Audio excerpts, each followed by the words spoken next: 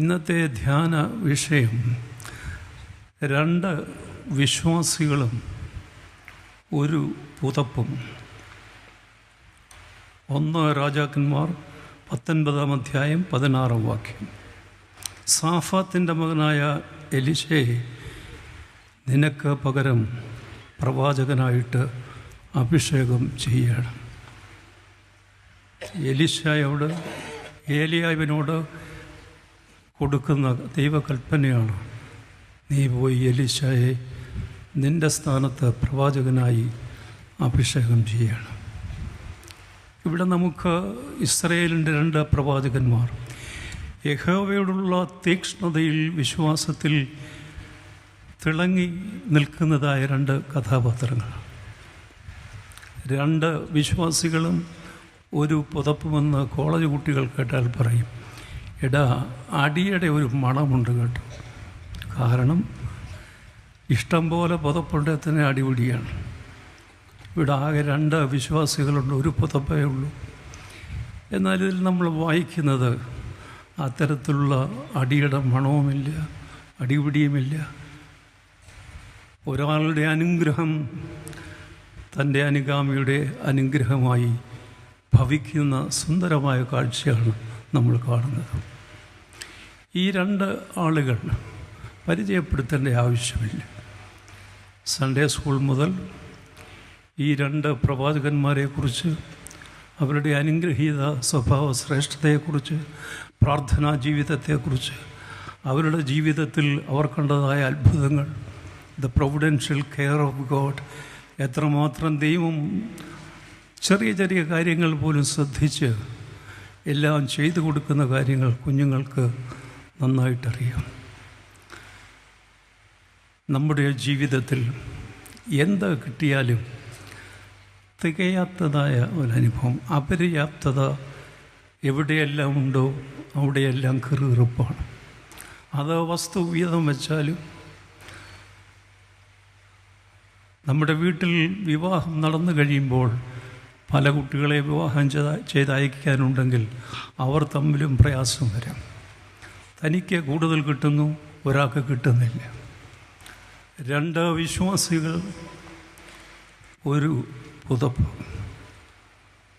ഒരു രാജാവ് നിശ്ചയിച്ചു തൻ്റെ മകൻ രാജകുമാരനെ ഗുരുകുലത്തിലയക്കുക.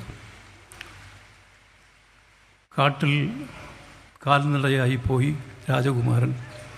ഗുരുകുലത്തിലെത്തിയപ്പോൾ ചെരുപ്പില്ലാതെ നടന്ന ആ രാജകുമാരൻ്റെ കാലുകൾ ആകെ കൂടെ പ്രയാസമായി.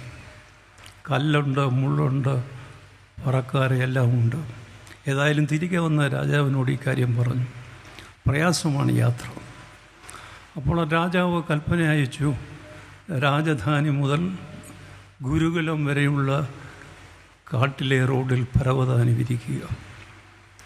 ഇത് കേട്ട ഗുരുകുലത്തിലെ ഗുരു പ്രതിവചിച്ചു, ഈ രാജാവിൻ്റെ മൂഢത ഭയങ്കരമാണ്.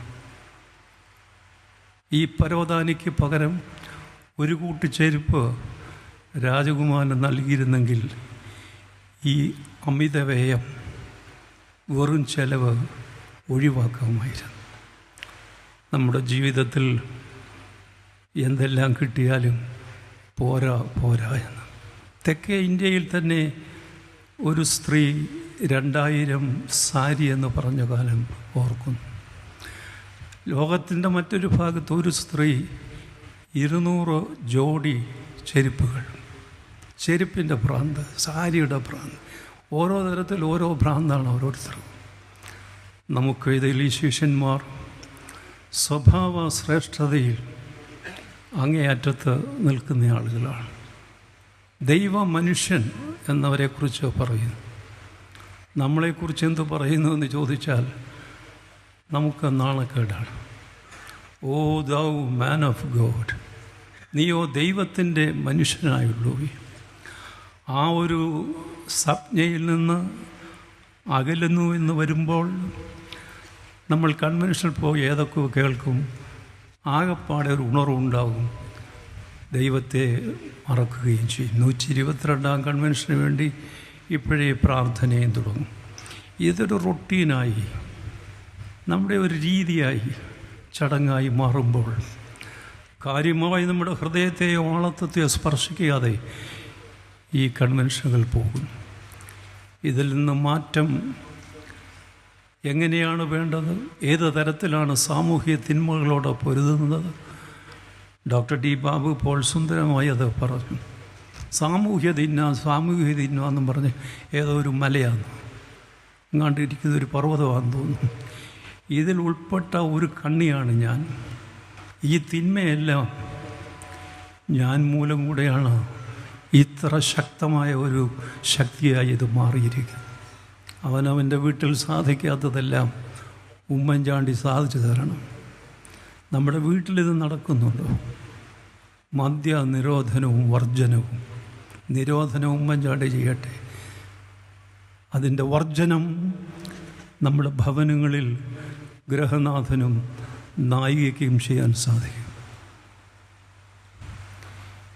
ഇവിടെ അഭിഷേകം ചെയ്യാൻ ഏലിയാവ് വരുമ്പോൾ വയലിൽ നിന്നതായിട്ടുള്ള കാളയെ പൂട്ടിക്കൊണ്ട് വയലിൽ നിൽക്കുന്ന എലിശയെയാണ് കാണുന്നത്. ജീവിതത്തിൽ കാർഷിക മേഖലയിൽ ആ വയലിലേക്ക് നോക്കിയാൽ ഇന്ന് ആരെയും കാണുന്നില്ല. പച്ചപ്പെന്ന് പറഞ്ഞ ഒരു പങ്ക്തി ടി വിയിലുണ്ടെങ്കിൽ അതിൽ സന്തോഷമായ കാഴ്ചകൾ കാണാം. 10 സെൻറ്റിനകത്തു നിന്ന് 2000 പേർക്ക് വെജിറ്റബിൾ ഉണ്ടാക്കി സദ്യ വിളമ്പുന്നതായ വാർത്ത ഇന്ന് രാവിലെ കണ്ടു. നമുക്ക് വയലിൽ നിൽക്കുന്നത് മോശമാണ്, നമുക്കാകെ എല്ലാം മോശം. പക്ഷേ കർത്താവിൽ നിന്ന് അകന്ന അന്ധകാരത്തിൽ പാപത്തിൻ്റെ പിടിയിൽ ജീവിക്കുന്നതിന് യാതൊരു നാണവുമില്ല. നാണിക്കേണ്ടതിൽ അഭിമാനവും അഭിമാനിക്കേണ്ടതിൽ ലജ്ജയുമായിട്ട് കഴിയുന്ന ഒരു സമൂഹമാണ്. നമുക്കിങ്ങനെ പൊത്തുവരുത്തത്തിൽ പോയാൽ ഗതികേടിലായിക്കഴിഞ്ഞു. ഡൽഹി മുതൽ കാസർഗോഡ് വരെ ഇളകുന്നതിന് അധികം സമയം വേണ്ട. ദൈവത്തെ കൂടാതെ ആർക്ക് ഒരു നഗരം പണിയാൻ പറ്റും? ദൈവത്തെ കൂടാതെ ആർക്ക് അവനവൻ്റെ വീട്ടിൽ സമാധാനം ഉണ്ടാക്കാൻ സാധിക്കും? ഏലിയാവും എലിശയും യഹോവയോടുള്ള ഭക്തി തീക്ഷ്ണതയിൽ ജ്വലിക്കുന്നതായ 2 കഥാപാത്രങ്ങൾ. ഒരു കഥാപാത്രത്തിൻ്റെ സ്മാരകത്തിനായിട്ടാണല്ലേ അദ്ദേഹം ചെയ്ത ഉപകാരത്തിനുള്ള കൃതജ്ഞതയായിട്ടാണ് കോട്ടയത്തെ ഏലിയ കത്തീഡ്രൽ സ്ഥിതി ചെയ്യുന്നത്. പരിമലത്തിനുമേൽ യെരുശലേമിൽ പോയപ്പോൾ കപ്പൽ ഇളകുകയും ആടുകയും ചെയ്തപ്പോൾ അപകടങ്ങളുടെ മധ്യസ്ഥനായ ഏലിയാവെ വിളിച്ച് രക്ഷപ്പെട്ടു എന്നാണ് പറയുന്നത്. അതിൻ്റെ ഓർമ്മയ്ക്കുള്ള ഉപകാരസ്മരണയാണ് ആ കത്തീഡ്രൽ. നമ്മുടെ അന്ത്യോക്യൻ തക്സായിൽ കുർബാന പരിശുദ്ധാത്മാവിന് വേണ്ടിയുള്ള ആഹ്വാനത്തിൽ നാം ഉപയോഗിക്കുന്ന വാക്കുകൾ ഏലിയായുടേതാണ്. കർത്താവേ എന്നോട് ഉത്തരമരുളി ചെയ്യണമേ, കർത്താവേ എന്നോട് ഉത്തരമരുളി ചെയ്യണമേ, കർത്താവേ എന്നോട് ഉത്തരമരുളി ചെയ്യണം. നമ്മൾ ആഴ്ചതോറുമെങ്കിലും ഓർക്കുന്ന ഈ കാര്യങ്ങൾ. യഹൂദിനെ സംബന്ധിച്ച് പെസഹായിൽ ആ വിരുന്നിൽ ഒരു കസേരയിട്ടേക്കും ഏലിയാവ്. നമ്മുടെ ജീവിതത്തിൽ തലമുറയായി നീ ഞങ്ങൾക്ക് സങ്കേതമെന്ന് പറയുമ്പോൾ അത് മുൻ തലമുറക്കാർ എങ്ങനെ സാധിച്ച് നമ്മെ ഏൽപ്പിച്ചതാണെന്നുള്ളൊരു ചിന്ത നമ്മുടെ ജീവിതത്തിലില്ല. ഈ തലമുറയിൽ ഇത് കരിന്തിരിയരികയാണോ അതോ അടുത്ത തലമുറയ്ക്ക് ഈ വാചകം ഉദ്ധരിക്കാൻ സാധിക്കുമോ? പ്രാർത്ഥന, ദൈവമേ നീ തലമുറയായി ഞങ്ങളുടെ സങ്കേതമായിരിക്കും. ഈ വിശ്വാസത്തിൻ്റെ പിന്തുടർച്ച ഉറപ്പാക്കുകയാണ് ദൈവം തമ്പുരാൻ തൻ്റെ കൽപ്പനയിലൂടെ ഏലിയാവിനോട് ചെയ്തത്. നീ ഹോരേബ് പർവ്വതത്തിൻ്റെ ഗുഹാമുഖത്ത് നിൽക്കേണ്ടവനല്ല. കുറച്ച് മുമ്പേ, മണിക്കൂറുകൾ മുമ്പേ നീ ചൂരച്ചെടി ചുവട്ടിൽ കിടന്നവനാണ്. നിനക്ക് ദൂരയാത്ര ചെയ്യാനുണ്ട്, ദൂരയാത്ര ചെയ്യാനുണ്ട്, ദൂരയാത്ര ചെയ്യാനുണ്ട്, ജീവിതയാത്രക്കാരാ, ജീവിതയാത്രക്കാരാ. ബഹുദൂരം യാത്ര ചെയ്യേണ്ടവൻ നിരാശനായി, നിരാശയുടെ അടിത്തട്ടാണ് ജീവനെ എടുക്കുക. എനിക്ക് മതി ജീവിതം, എന്നെ എങ്ങനെയെങ്കിലും നീ വിളിച്ചാൽ വലിയ കാര്യം, അല്ലെ ഞാൻ ജീവന് അപായം വരുത്തും. ആ മനുഷ്യനോട് ഈ ഗുഹയിൽ പാർത്ത് ഒരു ദിനം കൊടുങ്കാറ്റിലും വലിയ ശബ്ദത്തിലും തീയിലുമല്ല, ഒരു മൃദുസ്വരത്തിൽ ദൈവത്തിൻ്റെ ശബ്ദം കേൾക്കുന്നു. ഏലിയാവേ, നിനക്ക് ഇവിടെ എന്ത് കാര്യം? ആ ചോദ്യം ഓരോരുത്തർക്കും ചോദിച്ചാൽ നമ്മൾ ഇരിക്കുന്ന സ്ഥാനങ്ങൾ മനസ്സിൽ കണ്ടാൽ മതി. ചിലരുടെ സൈക്കിൾ വെട്ടി ഷാപ്പിലേക്ക് അങ്ങ് പോവുക, അവർ കയറുന്നെന്നല്ല പറയുന്നത്. അവിടെ വരുമ്പോൾ സൈക്കിൾ അങ്ങോട്ടങ്ങ് വെട്ടിപ്പോവുക. ഏലിയാവേ, നിനക്ക് ഇവിടെ എന്ത് കാര്യം? നിൻ്റെ ജീവിതത്തിൽ ഇനിയും എത്രയോ കാര്യങ്ങൾ സാധിക്കേണ്ടിയിരിക്കും. ദൈവത്തിലുള്ള വിശ്വാസത്തിൽ ജനത്തെ ഉറപ്പിക്കുന്നതിന് നിൻ്റെ സ്ഥാനത്ത് പകരം എലീശാവിനെ അഭിഷേകം ചെയ്യേണ്ടിയിരിക്കും. നമ്മുടെ ഓരോരോ ചെറിയ ചെറിയ ജോലികളും കടമകളുമായിരിക്കാം. അതെല്ലാം വിശ്വസ്തമായി ഇന്ത്യക്കാർ ചെയ്താൽ ഇന്ത്യയുടെ വളർച്ച അഭൂതപൂർവമായിരിക്കും. ഈ ലോകക്കാർ എത്തി നോക്കും ഇതെന്ത് സംഭവിച്ചു. 8 മണിക്കൂറുണ്ടെങ്കിൽ എത്ര മണിക്കൂർ പണി ചെയ്യുന്നു? അതൊന്നും ദൈവത്തിൻ്റെ വേലയല്ലെന്ന് തെറ്റിദ്ധരിച്ച് പന്തൽ കീഴിലിരിക്കാം, പള്ളിയിൽ പോകാം, കൂട്ടായ്മയിൽ പങ്കെടുക്കാം. ഏൽപ്പിക്കുന്ന ജോലി ചെയ്യാതെ ഇരുന്നാൽ ദൈവം തമ്പുരാൻ പറയും, നിനക്ക് ഇവിടെ എന്ത് കാര്യം? ഒന്നാമതായി എലീശയെക്കുറിച്ച് പറയാനുള്ളത്, ജീവിതത്തിൽ പിന്നാലെ പോകുന്ന ഒരു മേൽത്തോട്ടക്കാരനാണ് എലീശ. ആ വയലിൻ്റെ ഉടമയാണ്. എന്നാൽ ഉഴവുകാർ നിരനിരയായി ഉഴുമ്പോൾ തൻ്റെ ഊഴം 12ാമതാണ്. ആ ആളിൻ്റെ മേലാണ് ഏലിയാവിൻ്റെ പുതപ്പ് വീഴുന്നത്. കർത്താവ് ജഡം ധരിച്ച് ലോകത്തിൽ വന്നപ്പോൾ, നീ യജമാനനാകുവാൻ ആഗ്രഹിച്ചാൽ നീ ദാസനായി തീരണമെന്ന് പറഞ്ഞത് ഈ സമയത്ത് അനുസ്മരിക്കുന്നത് നല്ലതാണ്. വയലിൻ്റെ ഉടമസ്ഥൻ ഉഴുതുമറിക്കലിൻ്റെ 12ാം ഊഴത്തിൽ നിൽക്കുന്നത് കാണുമ്പോൾ നമുക്ക് ലജ്ജയാണ്. നമുക്ക് എല്ലായിടത്തും മുൻപന്തിയിലാവണം. ഇത് സെൽഫിയുടെ കാലം. ആരെ കിട്ടും പുറകിൽ നിൽക്കുവാൻ? നമ്മുടെ ജീവിതത്തിൽ ഈ കടിപിടിയിൽ നമുക്ക് നേടേണ്ട കാര്യങ്ങൾ നേടാതെ പോകും. യേശുക്രിസ്തു ആഗ്രഹിക്കുന്ന ഔന്നത്യത്തിലേക്ക് പ്രവേശിപ്പാൻ കഴിയാതെ പോകും. നമ്മുടെ നാട്ടിലെ ഏറ്റവും വലിയ പ്രശ്നം ദൈവം തമ്പുരാൻ നമ്മെ ചിതറിക്കുന്ന തരത്തിലുള്ള അഹന്തയാണ്. 10 പുത്തൻ കിട്ടുന്ന രാജ്യത്തെ പ്രശ്നം തുടങ്ങിയെന്നറിയാമോ? ഗൾഫ് രാജ്യങ്ങളിൽ. ഒരിക്കലിത് കണ്ടതാണ്. ഇതാ ഒരു വയലിൻ്റെ ഉടമ തൻ്റെ വയലിൽ ഉഴുന്നവരുടെ കൂട്ടത്തിൽ 12ാമത് നിന്ന് പിറകിൽ നിന്ന് പ്രോത്സാഹിപ്പിക്കുന്നു. എല്ലാം എൻ്റെ കൈപ്പാട്, എൻ്റെ കാൽപാദത്തിൻ്റെ പാടിനുള്ളിൽ എല്ലാം നടക്കണമെന്നുള്ള ശാഠ്യം എലീശ പ്രവാചകനില്ല. ആ പ്രവാചകനെയാണ് ശുശ്രൂഷയ്ക്കായി ദൈവം തമ്പുരാൻ ഏലിയാവ് മൂലം തിരഞ്ഞെടുക്കുന്നത്. നമ്മൾ പലർക്കും വഴി മുടക്കുന്നവരാണ്. ആ 11 പേർക്കും മുൻപോട്ട് പോകാൻ സാധിക്കാതെ, ഉഴാൻ സാധിക്കാതെ പിന്തിരിഞ്ഞു പോകാം. അദ്ദേഹം പിൻപിൽ നിന്ന് പ്രോത്സാഹിപ്പിക്കുന്നവരാണ്. വഴി മുടക്കാതെ വഴിയൊരുക്കിയ ആളുകൾ ഈ ലോകത്തിൽ ഉണ്ടായിരുന്നു. വലിയവനായ കർത്താവ് ഈ ലോകത്തിലേക്ക് വരുമ്പോൾ അരോഗഘാത്രനായ അദ്ദേഹത്തിൻ്റെ ശബ്ദത്തിൽ പർവ്വതം വരെ കുലുങ്ങും. ആ മനുഷ്യൻ പറയുന്നു, കാലം തികഞ്ഞു, ദൈവരാജ്യം സമീപിച്ചിരിക്കുന്നു, എന്നേക്കാൾ ബലവാനായൻ എൻ്റെ പിന്നാലെ വരുന്നു. അവൻ്റെ ചെരുപ്പിൻ്റെ വാറുകളെ അഴിപ്പാൻ ഞാൻ യോഗ്യനല്ല. അവൻ നിങ്ങളെ പരിശുദ്ധാത്മാവ് കൊണ്ടും അഗ്നി കൊണ്ടും മാമോദിസ നോക്കും. എന്നേക്കാൾ വലിയവൻ ആരുമില്ല എന്ന് ചിന്തിച്ച് ജീവിക്കുന്ന നമുക്ക് ദൈവം തമ്പുരാൻ പോലും ചെറുതായി തോന്നുമ്പോൾ ഔന്നത്യത്തിൻ്റെ ബാലപാഠങ്ങൾ പോലും നമ്മൾ ഗ്രഹിച്ചില്ല എന്നർത്ഥം. Authority can afford to wait. യഥാർത്ഥത്തിൽ മഹത്വമുള്ളവൻ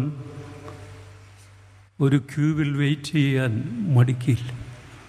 കാര്യം അതിനു മുമ്പേ വന്നവർ മുമ്പേ നിൽക്കുന്ന അത്ര മാത്രം. Greatness can afford to be ignored.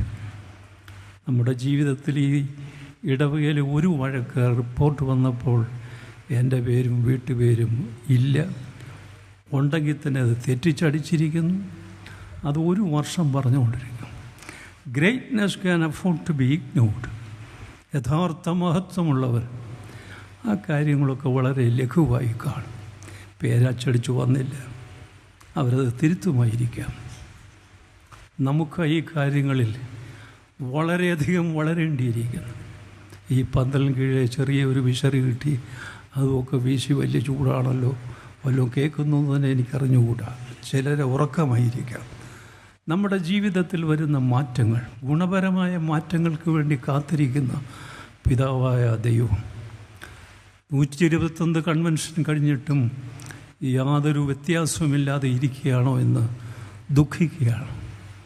Bethlehem പുൽക്കൂട്ടിൽ യേശു കർത്താവ് ഏറ്റവും വലിയവൻ ജനിച്ചപ്പോൾ ഇപ്പോഴത്തെ എൻവയൺമെൻറ്റ് അല്ലെങ്കിൽ ഇപ്പോഴത്തെ അവരെ പറയുന്നത് പെർഫോമേഴ്സ് എന്ന് പറയാം, ഇവൻറ്റ് മാനേജ്മെൻറ്റുകാരെന്ന് പറയാം. കാലിക്കൂട്ടിൽ ഒരു ശിശു ജനിക്കുമ്പോൾ നമുക്കറിയില്ല, ഈ ലോകത്തിൽ അതിലും വലിയൊരു സംരംഭം, ഒരു പ്രോജക്റ്റ് ആരും ഉദ്ഘാടനം ചെയ്തിട്ടില്ല. ദൈവം തമ്പുരാൻ സ്വർഗത്തിൽ നിന്ന് പ്ലാൻ ചെയ്ത് ആ വലിയ പ്രോജക്റ്റ് ഉദ്ഘാടനം ചെയ്തത് കാലിക്കൂട്ടിലാണ്. അതിലൂടെ ലോകത്തിലേക്ക് വന്നത് നിസ്സഹായനായ യേശു എന്ന ശിശുവാണ്. ഇങ്ങനെയാണോ ഇത്രയും വലിയ പ്രോജക്റ്റ് കൊണ്ടു നടക്കുന്നത്? നമുക്കെല്ലാം അത്ഭുതമാണ്. കടുക് മണിയോട് സദൃശം ഈ ആരംഭം, എത്രയും ചെറിയ ആരംഭം. എന്നാൽ ഇന്ന് 121 കൺവെൻഷൻ നടക്കുമ്പോൾ യേശുവിൻ്റെ നാമത്തിൽ ഒന്നിച്ച് കൂടിയിരിക്കുന്നു. അവൻ്റെ നാമത്തിൽ നാം തലകളെ വണക്കും. Greatness can afford to be ignored. എത്രയോ പ്രാവശ്യം ജഡ്ജസ്, രാജാക്കന്മാർ യേശുവിനെ തരം താഴ്ത്തി പരിഹസിച്ച വിട്. നമ്മുടെ ജീവിതത്തിൽ ഔന്നത്യമില്ലാതെ ഏതെല്ലാം വഴക്കുകൾക്ക് നമ്മൾ ഹേതുക്കളായി കാരണക്കാരായി തീരും. ജീവിതത്തിലെ മാറ്റം കർത്താവിൽ കൂടെ സാധിക്കും. പ്രാർത്ഥനാ മനുഷ്യരായ ഈ പ്രവാചകന്മാർ അവരുടെ പ്രാർത്ഥനയാൽ സാധിച്ചത് കണ്ട് ജനങ്ങൾ ആർത്ത് ഉല്ലസിച്ച കാര്യങ്ങൾ നമുക്ക് രാജാക്കന്മാരുടെ പുസ്തകത്തിൽ കാണാം. നമ്മുടെ ജീവിതത്തിൽ എന്താ സ്ഥാനമാണ് ഇതിനൊക്കെ ഉള്ളത്? എവിടെയെങ്കിലും നമുക്ക് സ്ഥാനം കിട്ടി അവിടെ ഇങ്ങനെ വിലസിയില്ലെങ്കിൽ നമ്മളെ ആരെയും ആ കാര്യത്തിൽ കിട്ടത്തില്ല. ആ സ്ഥലത്തോട് ആ ആളിനെ കാണാൻ പിന്നെ പ്രയാസമാണ് ആ സ്ഥലത്ത്. ഇതിൽ നിന്ന് നമുക്കൊരു മാറ്റം എന്നുണ്ടാകും. നമ്മളറിയാതെ നമുക്ക് വേണ്ടിയും ലോകത്തിനു വേണ്ടിയും ലോകക്കാർ തന്നെ ആരും അറിയാതെ എത്രയോ ആളുകൾ ഈ ലോകത്ത് പണിയെടുക്കുന്നത് കൊണ്ടാണ് എൻ്റെയും നിങ്ങളുടെയും ജീവിതവും സാധ്യമായി തീരുന്നത്. ഇതാ ഉടമസ്ഥൻ മേൽനോട്ടക്കാരനാണെങ്കിലും പിന്നാലെ ഉഴവുകാരുടെ കൂടെ കൂടുന്നതായിട്ടുള്ള എലിശയുടെ മേലാണ് ഏലിയാവിൻ്റെ അങ്കി വീഴുന്നത്. നമ്മുടെ കുടുംബങ്ങളിൽ മാതാപിതാക്കൾ നിസ്സഹായരായി തീർന്നു കഴിഞ്ഞു. കഴിഞ്ഞ ഞായറാഴ്ച ഞാൻ പള്ളിയിൽ ചോദിച്ചു, നിങ്ങളുടെ മകനോ മകളോ 12ാം ക്ലാസ്സിൽ പഠിക്കുന്നുവെന്ന് ചിന്തിക്കുക. നിങ്ങൾ മൊബൈൽ കൊടുത്തിട്ടുണ്ടെന്നറിയാം. നിങ്ങൾക്ക് പിന്നെ തോന്നി ഈ പ്രായത്തിന് അത്ര പറ്റിയതല്ല. നിങ്ങൾക്ക് ആർക്കെങ്കിലും ധൈര്യമുണ്ടോ അവരെ അടിച്ചു പിടിച്ചല്ല, അവരെ സ്നേഹത്തോടെ ഉപദേശിച്ച് ഇനി ആവശ്യമുള്ള ഒരു വയസ്സ് ആ ഘട്ടത്തിൽ നിനക്ക് തരാം, നീ അത് എൻ്റെ കയ്യിൽ മടക്കിത്തരണം, നിനക്ക് അതിൻ്റെ ഉപയോഗം ഗുണമല്ല എന്ന് ഞാൻ മനസ്സിലാക്കും. ഒറ്റയാൾ പോലും എഴുന്നേറ്റൊരു മറുപടി പറഞ്ഞില്ല, ഇരുന്നു കൊണ്ടും പറഞ്ഞില്ല. അവർ പറഞ്ഞത് അത് നടക്കില്ല. കാരണം ചോദിച്ചപ്പോൾ പല കാരണങ്ങളിൽ ഒന്ന് അവൻ പറഞ്ഞു, ഞാൻ ജീവൻ ഒടുക്കിക്കളയും. എൻ്റെ മൊബൈൽ തിരികെ വാങ്ങിയാൽ. നമ്മുടെ ക്രിസ്തീയ ഭവനങ്ങളെവിടെ? 1,00,000-ൽ പരം ആളുകൾ കാണും ഈ പന്തലിൽ. മടങ്ങിപ്പോകുന്നത് വീടുകളിലേക്കാണ്. ആ വീട്ടിലെ സാഹചര്യമാണ് ഈ പറഞ്ഞത്. അതൊന്നും വിരോധിക്കാനോ അങ്ങനെ അല്ല എന്ന് പറയാനോ ആർക്കും ധൈര്യമുണ്ടാകുകയില്ല. നമ്മളെല്ലാം അടുത്തൊക്കെ ഉള്ളവരാണ്. കുഞ്ഞുങ്ങളെ ഭയമാണ്. ഇതെന്തൊരു ഗതികെട്ട കാലമെന്ന് പറഞ്ഞു പോകും. ഗതികെട്ടെന്നും പറയേണ്ട കെട്ട കാലമെന്ന് പറഞ്ഞാൽ മതി. വലിയ പ്രയാസം പിടിച്ച ഒരവസരമാണ്. നമുക്ക് ഇതിൽ നിന്ന് കരകയറുന്നതിന് ഏലിയാവിൻ്റെയും എലിശയുടെയും ജീവിക്കുന്ന ദൈവത്തിലുള്ള അചഞ്ചലമായ വിശ്വാസം കൈമുതലാക്കുകയും അവൻ്റെ ഹിതമറിഞ്ഞാൽ അനുസരിക്കുകയും ചെയ്യുവാൻ ഈ എലിശയെപ്പോലെ അടുത്ത പോയിൻ്റ് അതാണ്. വളരെയധികം പിന്നോട്ട് നോക്കാത്ത അനുഗാമി. നമുക്കതൊക്കെ എത്രയോ പ്രാവശ്യമായിട്ടറിയാം. നവീകരണം തന്നെ അതാണ്. കലപ്പയ്ക്ക് കൈവച്ച ശേഷം ഇനി പിന്നോട്ടില്ല. ഞങ്ങൾ കണക്ക് നോക്കുന്നില്ല, എന്തെല്ലാം നഷ്ടപ്പെട്ടു നോക്കുന്നില്ല. ഞങ്ങൾ മുന്നോട്ടെന്നല്ലാതെ ഇനിയും പിന്നോട്ടില്ല.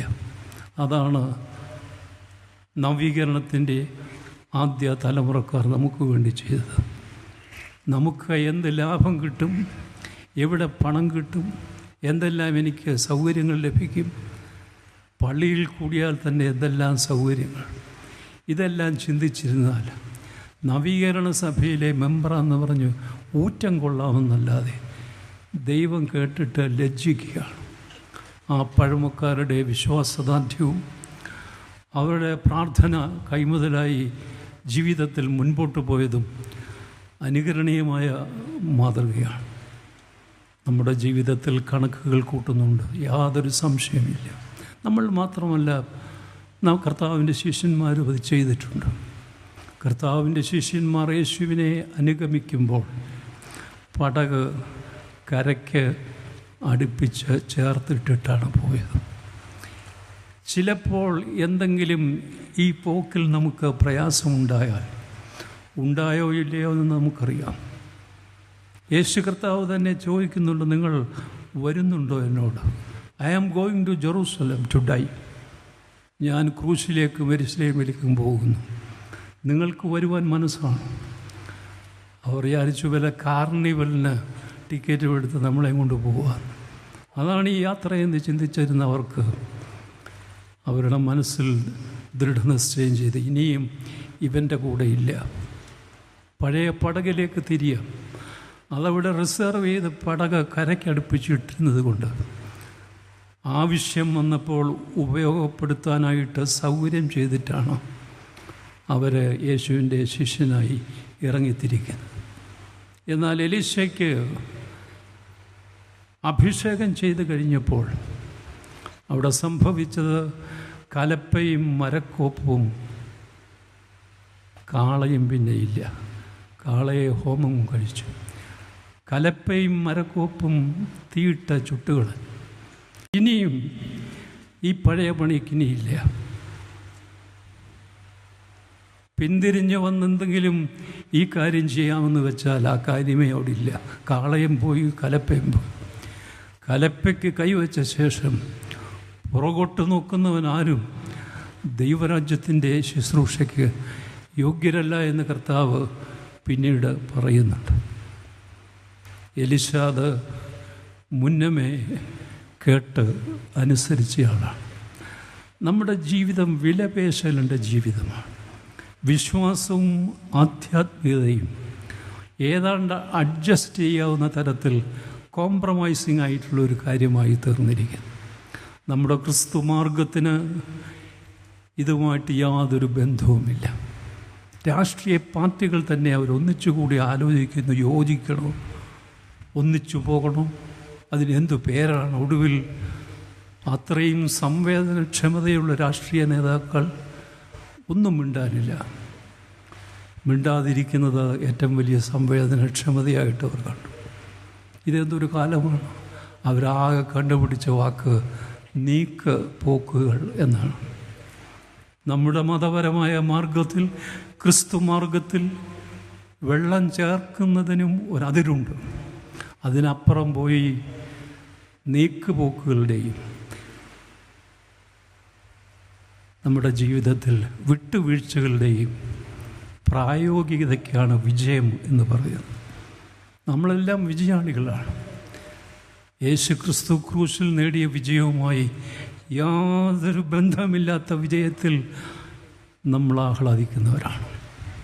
വിട്ടുവീഴ്ചകളുടെയും നീക്കുപോക്കുകളുടെയും പ്രായോഗികതയ്ക്ക് വിജയമെന്ന് പറയുമ്പോൾ കുരിശിൽ അൺകോംപ്രമൈസിങ് സ്റ്റാൻഡ്, യാതൊരു തരത്തിലും വ്യത്യാസം വരുത്തുവാൻ, വെള്ളം ചേർക്കാൻ അനുവദിക്കാത്ത കർത്താവ്, ഇതല്ലാതെ മനുഷ്യരക്ഷയ്ക്ക് മറ്റു വഴിയില്ല എന്ന് കണ്ട് ശാന്തനായി ക്രൂശിലേക്ക് പോകുമ്പോൾ നമ്മളോട് ചോദിക്കുന്നത്, നിൻ്റെ മാർഗം എങ്ങനെയുള്ളത്? നിന്നിൽ നിന്ന് ധാർമ്മികതയും വിശ്വാസദാർഢ്യവും ഞാൻ ആഗ്രഹിക്കുന്നു. അൺകോംപ്രമൈസിങ് ആയിട്ടുള്ള stand. We are living in a age of compromise and apathy. യാതൊരു തരത്തിലും മറ്റുള്ളവൻ്റെ കാര്യത്തിൽ താല്പര്യമില്ലാത്ത കോംപ്രമൈസിങ് ആയിട്ടുള്ള സമീപനത്തിൽ നമുക്ക് രക്ഷപ്പെട്ടു പോകാമായിരിക്കാം പല ബുദ്ധിമുട്ടുകളിൽ നിന്നും. എന്നാൽ കർത്താവിൻ്റെ കരങ്ങളിൽ, കർത്താവിൽ നിന്നും രക്ഷപ്പെടുവാൻ ആർക്കും അത്തരത്തിൽ സാധിക്കുകയില്ല. 5 അപ്പം 2 മീൻ. ശിഷ്യർ ഒരു ബാലൻ യേശുവിൻ്റെ കയ്യിൽ അർപ്പിച്ച ശേഷം നമ്മുടെ നാട്ടിലെ രീതി അനുസരിച്ചാണെങ്കിൽ സംഭവിക്കുന്നത് എങ്ങനെയാണ്?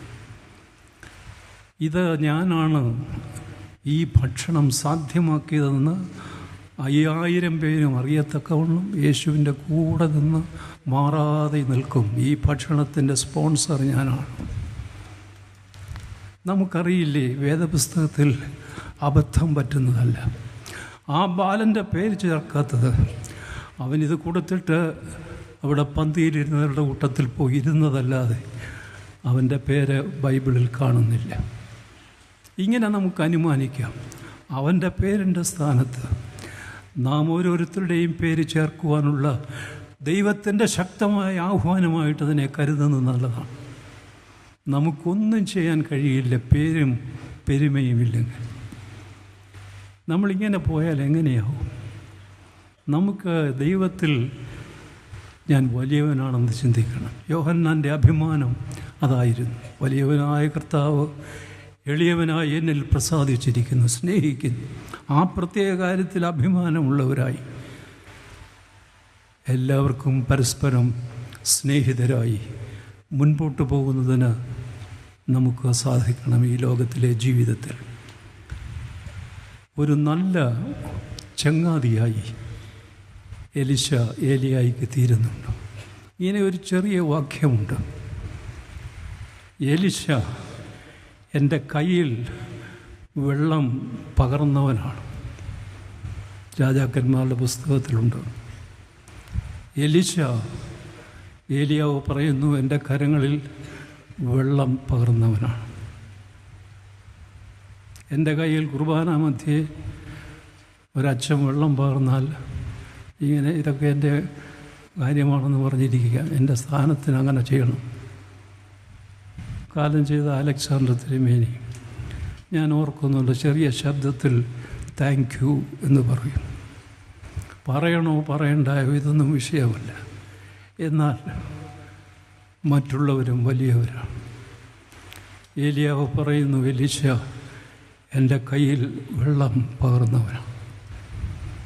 തൻ്റെ ജീവിതത്തിൽ ആത്മാർത്ഥമായി തന്നെ സ്നേഹിച്ച് അനുഗമിച്ച ചങ്ങാതിയാണ്.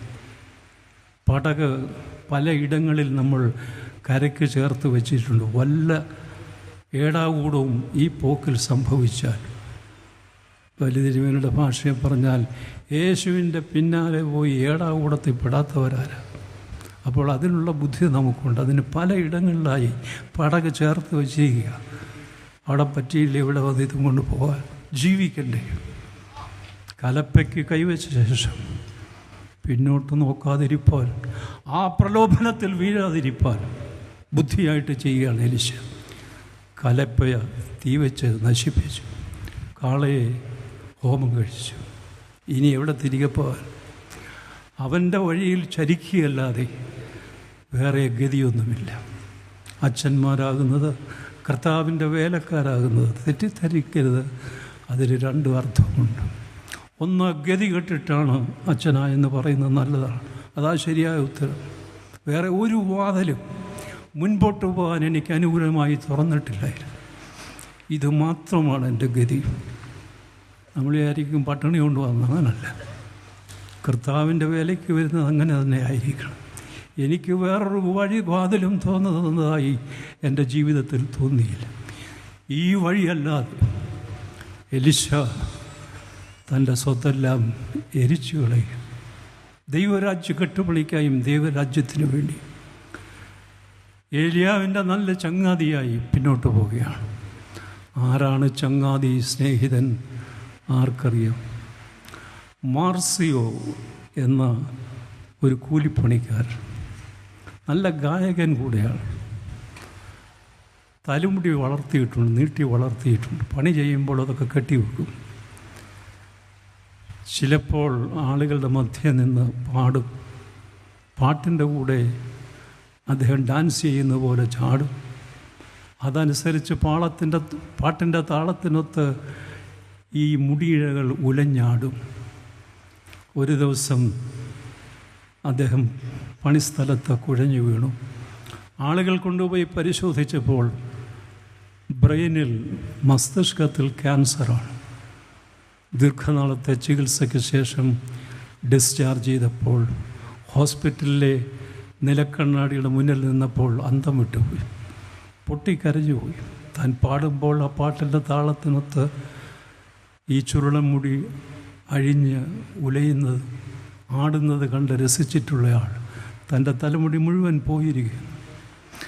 ഏതായാലും ഗ്രാമത്തിലേക്ക് തിരികെ വന്നപ്പോൾ അദ്ദേഹത്തെ സന്തോഷിപ്പിച്ച കാര്യം, അതിൻ്റെ കവാടത്തിൽ കുറുകെ വലിയൊരു ബാനർ വലിച്ചു കെട്ടിയിരിക്കുന്നു.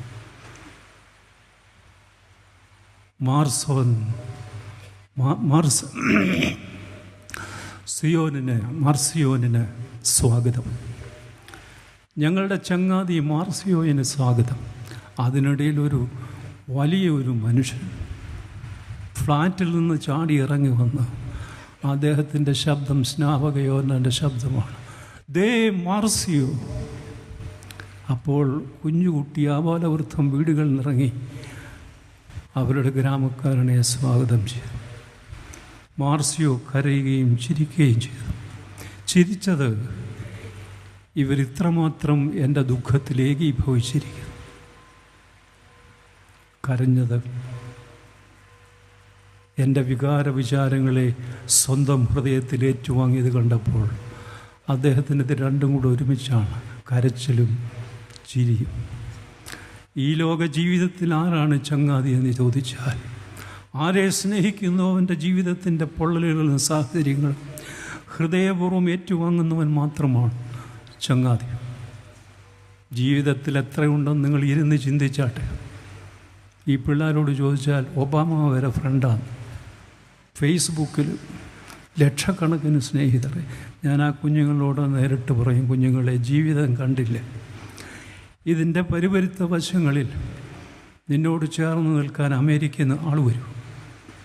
ഒരുത്തന്നെ ഇവിടെ ഉള്ളവരും വരുന്നില്ല. യേശു കർത്താവ് ഇഷ്ടപ്പെട്ട വാക്കാണ് സ്നേഹിതൻ. അവസാനത്തെ സദ്യയിൽ, ലാസ്റ്റ് സപ്പറിൽ യേശു കർത്താവ് ഉപയോഗിച്ചതാണ്, ഞാൻ നിങ്ങളെ ദാസന്മാർ എന്നല്ല സ്നേഹിതന്മാർ എന്ന് വിളിച്ചിരിക്കുന്നു. ഏലിയാവിൻ്റെ അനുഗ്രഹീത സ്നേഹിതനായി അനുഗമിക്കുന്ന എലിശയെ കാണാം. നമുക്ക് ഈ ലോക ജീവിതത്തിൽ ഇങ്ങനെ കുറേ മണ്ടത്തരങ്ങൾ വന്നിട്ടുണ്ട്. മാതാപിതാക്കൾക്കൊന്നും ചെയ്യാൻ വയ്യാതെ നിസ്സഹായരായി നിൽക്കുക. ഒന്നാമതേ അവർ പറയുന്ന ഭാഷ പിടിയില്ല, അവർ ഇംഗ്ലീഷേ പറയൂ. ശരിയാണോ തെറ്റാണോ എന്ന് ഇനി സാറിനെ വിളിച്ചാൽ അറിയാം. ഇതൊരു വല്ലാത്ത കാലമാണ്. ഫേസ്ബുക്കിൽ കൂടെ 10,000 അവരുടെ സ്നേഹിതനാണെന്ന് പറഞ്ഞാൽ ജീവിതത്തിൽ കുറച്ച് മുൻപോട്ട് പോയവർക്കറിയാം ആരാണ് സ്നേഹിതൻ. മാർസിയോ തൻ്റെ ഗ്രാമത്തിലേക്ക് വന്നപ്പോൾ എഴുതി വച്ചിരിക്കുന്നു, ഞങ്ങളുടെ ചങ്ങാതി മാർസിയോയ്ക്ക് സ്വാഗതം. അവരുടെ മുടിയെല്ലാം മുണ്ടനം ചെയ്തിരിക്കുന്നു. തൻ്റെ പാട്ടുകാരനോടുള്ള ഏകീഭാവം അത് പ്രകടിപ്പിക്കുന്നത്. അവനാണ് സ്നേഹിതൻ. നമ്മുടെ ജീവിതത്തിൽ കർത്താവിനെ അറിഞ്ഞത് ഭാഗ്യമെങ്കിൽ അവൻ നമ്മെ സ്നേഹിതരെന്നെണ്ണിയതുകൊണ്ട് മാത്രമാണ് വിശുദ്ധ കുർബാനയ്ക്ക് ഒരേ പന്തിയിൽ അവനോടുകൂടെ ഇരിക്കുവാൻ സാധിക്കുന്നത്. നമുക്കാർക്കും അത്തരത്തിലുള്ള VIPസിൻ്റെ കൂടെ നമ്മുടെ ഒരു പാർട്ടിക്ക് ഇരിക്കാൻ സാധിക്കുകയില്ല. കർത്താവ് അവരോട് പറഞ്ഞു, വരൂ, ഞാൻ നിന്നെ സ്നേഹിതൻ്റെ ഗണത്തിൽപ്പെടുത്തിയിരിക്കും. ഏറ്റവും അവസാനം കർത്താവിൻ്റെ ജീവിതത്തിലെ അങ്ങേയറ്റത്തെ ഇരുട്ടിൻ്റെ സമയമാണ്. എല്ലാവരും ഓടിപ്പോകും. ഒരുത്തൻ ഒറ്റിക്കൊടുക്കാൻ വരും. അവനോട് കർത്താവ് ചോദിച്ച ചോദ്യം ഇതാണ്, സ്നേഹിത, നീ വന്ന കാര്യം എന്ത്? ഒരു ചിന്തകൻ അതിൻ്റെ അടിക്കുറിപ്പിൽ എഴുതി, Jesus was tapping upon the potential goodness of Judas. സ്നേഹിത എന്നുള്ള അഭിസംബോധനയിലൂടെ എന്തെങ്കിലും നന്മ അവനിൽ അവശേഷിക്കുന്നുണ്ടെങ്കിൽ അതിന്മേൽ തട്ടി ഉജ്ജ്വലിപ്പിക്കുവാനായി അവസാനത്തെ ശ്രമം കൂടെ യേശു നടത്തിയതാണ്. 121 കൺവെൻഷനിൽ കർത്തൃ ശബ്ദം കേട്ടുകൊണ്ടിരിക്കുമ്പോൾ കർത്താവ് അവസാനം എൻ്റെയും നിങ്ങളുടെയും പേര് വിളിച്ച് സ്നേഹിത എന്ന് വിളിച്ച്, നിനക്കിവിടെ എന്ത് കാര്യമെന്ന് ചോദിക്കുമ്പോൾ, എനിക്കും നിന്നോടൊത്ത് ദൂരയാത്ര ചെയ്യാനുണ്ട്. നീ എവിടേക്ക് പോകുന്നു അവിടെയാണ് ഞാനും വരുന്നത്. നീ എവിടെ എന്നെ സ്വീകരിക്കും, ഒടുവിൽ അതാണ് എൻ്റെ ജീവിതത്തിൻ്റെ സ്വർഗം. ഇതിൻ്റെ അവസാന ഭാഗം കുഴിമാടവും അസ്ഥിയും ജീവിക്കുന്ന പോലെയാണ്. ദുർഗന്ധം വമിക്കുന്നതിന് പകരം ജീവൻ്റെ ഉറവിടമായി തീരുന്നു. പുനരുദ്ധാനത്തിൻ്റെ ഒരു അനുഭവം നമുക്ക് പകർന്നു തരുന്നു എലീശയുടെ കുഴിമാടം. കർത്താവിൻ്റെ കുഴിമാടത്തിൽ ആളുകൾ വന്നിരുന്നു. അധികാലത്ത് ഇരുട്ടുള്ളപ്പോൾ അവർ കേട്ട ശബ്ദം, അവൻ ഇവിടെ ഇല്ല, അവൻ ഉയർത്തെഴുന്നേറ്റിരിക്കും. ഒരു കത്തോലിക്ക ദേവാലയം പാഷൻ വീക്ക് കഷ്ടാനുഭവിച്ച നമുക്ക് കഷ്ടമേ ഉള്ളൂ. എന്നാൽ അപ്പമെടുക്കുമ്പോൾ പറയുന്ന വാക്ക് വളരെയധികം അർത്ഥവത്താണ്. രക്ഷാകരമായ കഷ്ടാനുഭവത്തിന് യേശു ഒരുങ്ങിയപ്പോൾ തൻ്റെ കൈകളിൽ അപ്പമെടുത്തു. നമ്മുടെ കഷ്ടപ്പാടുകൾ രക്ഷാകരമാണ്. ഏതായാലും ഈ കത്തോലിക്ക അച്ഛനും പീഡാനുഭാഴ്ചയിലെ ശുശ്രൂഷയെല്ലാം മുറയ്ക്ക് യാതൊരു വിഘ്നവും വരാതെ ചെയ്തുകൊണ്ടിരുന്നു. ദുഃഖ വെള്ളിയാഴ്ച വന്നു. അതിന് യോജിച്ച തരത്തിൽ അൾത്താര തയ്യാറാക്കുവാൻ കന്യാസ്ത്രീകളുണ്ടായിരുന്നു. കുരിശും അതിനെ ചുറ്റി മുള്ളും. നന്നായിരിക്കുന്നുവെന്ന് അച്ഛന് തോന്നി. ഈസ്റ്ററിന് വെളുപ്പം കാലത്ത് അച്ഛൻ പള്ളിയിലേക്ക് പ്രവേശിച്ച് ദൂരെ നിന്ന് തന്നെ കണ്ടു. യാതൊരു വ്യത്യാസവും കന്യാസ്ത്രീ അമ്മമാർ ആ അറേഞ്ച്മെൻറ്റിൽ ചെയ്തിട്ടില്ല, ക്രമീകരണത്തിൽ. അടുത്ത് ചെന്നപ്പോൾ അച്ഛന് മനസ്സിലായി അവരുടെ ക്രമീകരണം ശരിയാണ്. വെള്ളിയാഴ്ച ഞാൻ കണ്ട ആ കുരിശിനെ ചുറ്റിപ്പറ്റി ക്രമീകരിച്ചിരിക്കുന്നതായിട്ടുള്ള വള്ളികളുടെ ഇടയിലെല്ലാം സൂനങ്ങളുണ്ടായിരുന്നു, പുഷ്പത്തിൻ്റെ മുട്ടുകൾ. 3 ദിവസം കൊണ്ട് അതെല്ലാം വിരിഞ്ഞിരിക്കും. സുഗന്ധം മധുബ മുഴുവൻ. എന്തൊരു നല്ല ക്രമീകരണമാണിത്. നല്ല പ്രവാചകൻ്റെ കുഴിമാടം ജീവൻ്റെ ഉറവിടമായി തീരുമ്പോൾ ഈ ലോകത്തെ ആളുകൾക്ക് വേണ്ടി കർത്താവ് രക്തമൂറ്റിത്തന്ന ആ കർത്താവിൻ്റെ രക്ഷകൻ്റെ ഉയർത്തെഴുന്നേൽപ്പ് ഈ ലോക ആളുകൾക്ക് ജീവൻ്റെ ഉറവിടമായി തീരുകയാണ്. നമുക്കതുകൊണ്ട് ഈ മണ്ണിൽ ചവിട്ട് നിൽക്കണം. ജീവിക്കുന്നിടത്തോളം കാലം അനന്തതയിലേക്ക് നോക്കണം. അത് സാധ്യമാക്കിയത് കർത്താവിൻ്റെ പുനരുദ്ധാനമാണ്. എലീശായുടെ കുഴിമാടം വരെ സജീവമായി തീരും. മരണം ജയിച്ച വീര, നീ ജീവനെ നൽകുന്നവൻ മാത്രമല്ല ജീവിപ്പിക്കുന്നവനുമാകും. ഞങ്ങളുടെ കൺവെൻഷനിലെ വചനാശുശ്രൂഷയിലൂടെ, വചനക്കേൾവിയിലൂടെ നീ ആഗ്രഹിക്കുന്ന മനുഷ്യരായി തീർന്ന് നിൻ്റെ ഹിതം ചെയ്ത് നിൻ്റെ മഹത്വത്തിൻ്റെ സാദൃശ്യത്തിലേക്ക് രൂപാന്തരപ്പെടുവാൻ ഞങ്ങൾക്കും സഹായിക്കണമെന്ന് പ്രാർത്ഥിക്കാം. വൈഷമ്യങ്ങൾ വലിയതായിട്ട് വരും. ഈ പ്രത്യേക കുരിശിൻ്റെ അറേഞ്ച്മെൻറ്റിനെ കുറിച്ച് പറയാവുന്നത് 3 ദിനം കൊണ്ട് ഈ മുള്ളുകൾ, അതിനിടയിലെ സൂനങ്ങൾ, വളരെയധികം ബദ്ധപ്പാടുകൾ, trials and temptations, disillusionment, everything will blossom into flowers of rarest beauty and perfume if we can endure these sufferings for 3 days. 3 ദിനമെങ്കിലും ക്ഷമയോടെ കാത്തിരിക്കും. ദൈവത്തിൻ്റെ സ്നേഹത്തെ കരുതലിനെ സംശയിക്കാതെ ഇരിക്കുമെങ്കിൽ ഈ കഷ്ടപ്പാടുകളും പീഡാനുഭവങ്ങളും സുന്ദര സൂനങ്ങളായി മറഞ്ഞിരുന്നത് പുഷ്പങ്ങളായി പുഷ്പിച്ച് നമുക്ക് സുഗന്ധം പകരും. കർത്താവിനോടുള്ള യാത്ര ജീവിതത്തിൻ്റെ വലിയ ഭാഗ്യമാണ്. ആർക്ക് ഇത് സാധിക്കും? അത് വലിയ വലിയ ആളുകൾക്ക് സാധിക്കും. അല്ല, സാധാരണക്കാർക്ക് സാധിക്കുമെന്നുള്ളൊരു ഭാഗം ഈയിടെ ഒരു മാഗസിനിൽ അച്ചടിച്ചു വന്നു. അത് വായിച്ച ശേഷം പ്രസംഗം അവസാനിപ്പിക്കുന്നതാണ്. പ്രഭാത പ്രാർത്ഥനയ്ക്ക് പള്ളിമണി അടിക്കുന്നതിന് മുമ്പ് അടുക്കളയിലെ തവികളോടും പാത്രങ്ങളോടും സംസാരിക്കുന്ന ഒരു ജീവനുണ്ട് വീട്ടിൽ. വിളമ്പിക്കൊടുത്ത് തനിക്ക് തികയാതെ വരുമ്പോൾ എനിക്കത് ഇഷ്ടമല്ല എന്നോതി വീതിച്ചു കൊടുക്കുന്ന ഒരു ജന്മമുണ്ട് വീട്ടിൽ. പരിഭവങ്ങളില്ലാതെ പവിത്രമായൊരു സ്നേഹം പറഞ്ഞു തന്ന ഒരു നനഞ്ഞ പൂവുണ്ട് വീട്ടിൽ.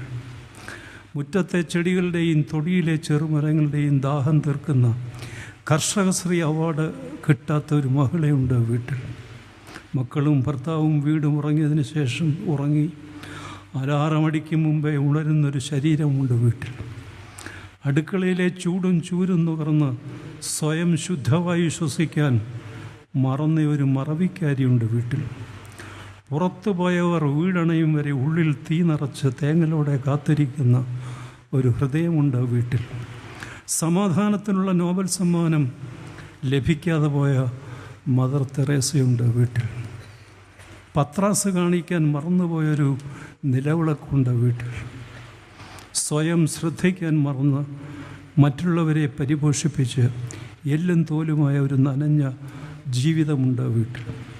ഭംഗിയില്ലാത്തത് കൊണ്ടാവണം പ്രോഗ്രസ് കാർഡ് ഒപ്പുവയ്ക്കാൻ അപ്പ വന്നാൽ മതിയെന്ന് മക്കൾ പറയുമ്പോൾ കണ്ണാടി നോക്കി സ്വയം കരയുന്നൊരു പാവമുണ്ട് വീട്ടിൽ.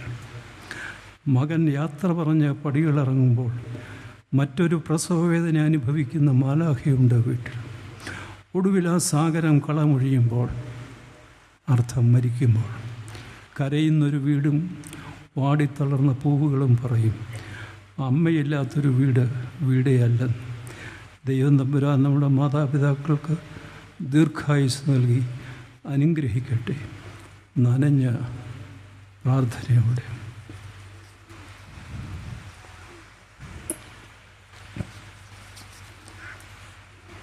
അറിയുന്നു ഞാൻ അപരാധിയാണെങ്കിലും അകലാതെ നിൻ പാദം അണയുന്നു ഞാൻ. അർപ്പിക്കുവാനില്ല പൊന്നും ധനങ്ങളും അറിഞ്ഞു കൈക്കൊള്ളുകൻ നീറും മനം. അറിയുന്നു ഞാൻ അപരാധിയാണെങ്കിലും അകലാതെ നിൻ പാദം അണയുന്നിതാ. അർപ്പിക്കുവാനില്ല പൊന്നും ധനങ്ങളും അറിഞ്ഞു കൈക്കൊള്ളുകൻ നീറും മനം.